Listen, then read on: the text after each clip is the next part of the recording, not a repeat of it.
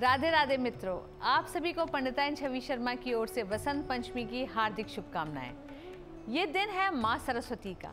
शास्त्रों के अनुसार आज के दिन ज्ञान और संगीत की अधिष्ठात्री देवी माँ सरस्वती की पूजा अर्चना कर उन्हें प्रसन्न करने के सर्वोत्तम योग माने गए हैं। आइए सबसे पहले जानते हैं माँ सरस्वती के स्वरूप में छुपा रहस्य। माँ के हाथों में वेद सूचक हैं ज्ञान के महत्व का, क्योंकि शास्त्रों और पुराणों के अनुसार ब्रह्मा जी ने सबसे पहले वेद पाठ देवी सरस्वती के मुख से ही सुना था। देवी सरस्वती के हाथों में माला सूचक है अभ्यास का। कहते हैं ना, करत करत अभ्यास के जड़मत होत सुजान।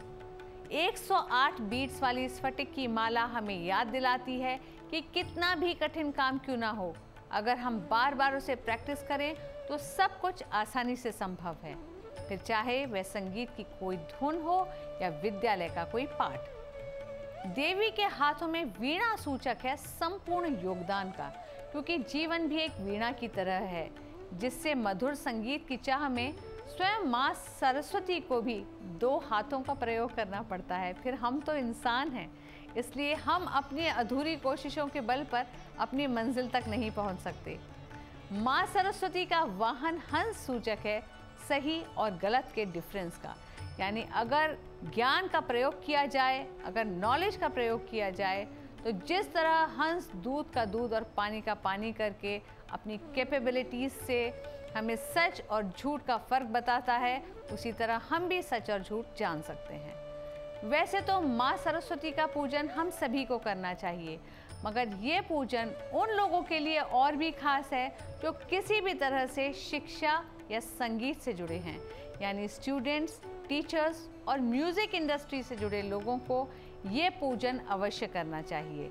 इस पूजन के लिए अपने घर के नॉर्थ ईस्ट या ईस्ट जोन, इन दोनों में से किसी भी एक जोन का चुनाव करें, यानी अपने घर के पूर्वी भाग या फिर उत्तर पूर्वी भाग को पूजा करने के लिए चुनें।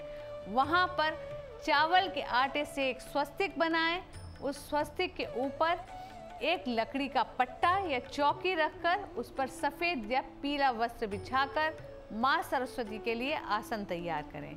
अब माँ सरस्वती की प्रतिमा या तस्वीर को वहाँ इस तरह रखें कि आपका चेहरा पूर्व दिशा में हो और माँ का चेहरा पश्चिम दिशा में। अब विद्या के सूचक जैसे कि किताबें, कॉपियाँ, पेंसिल, पेन, इन सामानों को वहीं माँ के आसन के नज़दीक रखें। और साथ ही साथ अगर आप संगीत में रुचि रखते हैं या आपके घर में कोई संगीत का वाद्य है, कोई म्यूजिकल इंस्ट्रूमेंट है, तो उसे भी आप पूजन करते समय माँ के आसन के समीप रखें। अगर मुमकिन हो तो वसंत पंचमी के दिन एक तांबे या चांदी के सरस्वती यंत्र का पंचामृत से अभिषेक करें। सरसों के फूल और केसर युक्त चंदन से माँ का पूजन करें। केसर युक्त चंदन से ही आप अपने सभी वाद्य यंत्रों और किताबों पर छोटे छोटे स्वस्तिक भी बनाएं।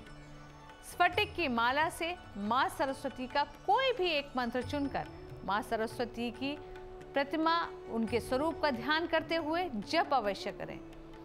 किसी भी तरह की विद्या में पारंगत होने के लिए माँ सरस्वती के यंत्र पर ध्यान केंद्रित करते हुए मेडिटेट करना सर्वोत्तम माना गया है।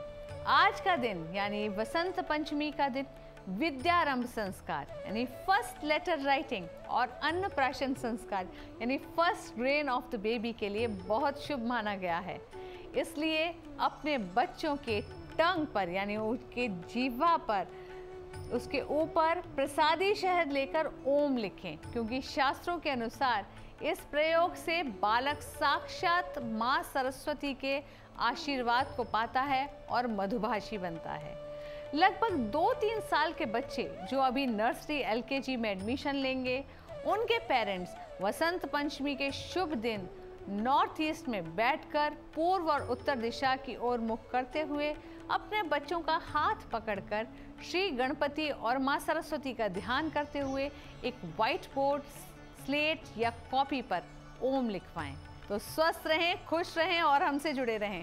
कुछ नई टिप्स लेकर आपकी पंडिताइन छवि शर्मा कल फिर उपस्थित होगी। तब तक आज के आनंद कीजिए।